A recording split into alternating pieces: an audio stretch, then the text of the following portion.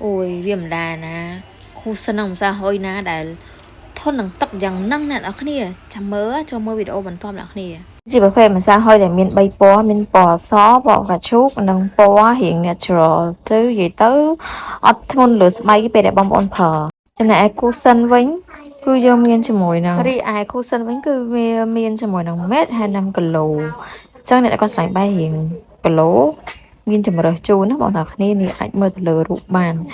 miền sụp tam sầm bò đó trà bò mom bò em nó còn sò video mình cắt hết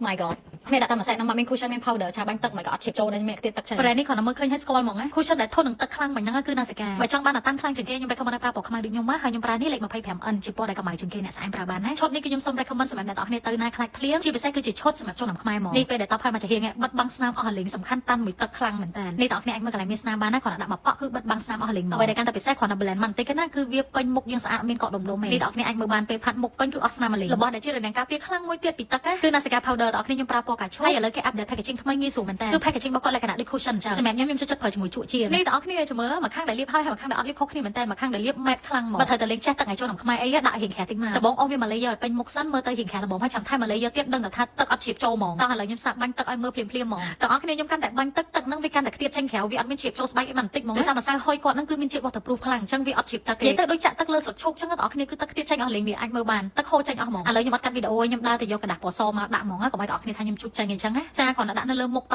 បអ្នកអ្នកគ្នាដកចេញមកវិញគឺចេញតែទឹកទេអត់មានដោយម្សៅសុំបីតែបន្តិចហ្មងគឺអត់មានហ្មងណានេះតោះឥឡូវខ្ញុំសាកឲ្យមើលមកឈៀងទៀតគេលើថាខ្ញុំ fake មកឈៀងអញ្ចឹងណាកាន់តែបាញ់ទឹកខ្លាំងប៉ុណ្ណាក៏ទឹកនឹងខ្ទាតចេញក្រៅដែរឥឡូវខ្ញុំយកกระดาษជូតមាត់មកតបរៀងខ្លាំងជាងមុនចង់មកថាចេញម្សៅអត់នៅតែអត់មានអ្នកគ្នាទៅទេស្អាតហ្មងឥឡូវម្សៅដដែលមានថែមម្សៅណាបាញ់ទឹកឲ្យខ្លាំងជាងមុនឲ្យដូចគេលេងបាញ់ទឹកមែនតើហ្មងថានៅតែអត់មានដដែលនេះតើអ្នកគ្នាអាចមើលបានกระดาษគឺដោយតែទឹកមកមានជាតិម្សៅស waterproof ខ្លាំងមែនតើហើយនេះពេលដែល full face ខ្ញុំ make up ហើយជាមួយ bronzer blush អីហើយគឺស្អាតខ្លាំងដល់អ្នកគ្នាម៉ត់មែនតើហ្មងនិយាយទៅដូចមុខកមួនហ្មងនេះតើអ្នកគ្នាអាចមើលបានស្អាតខ្លាំង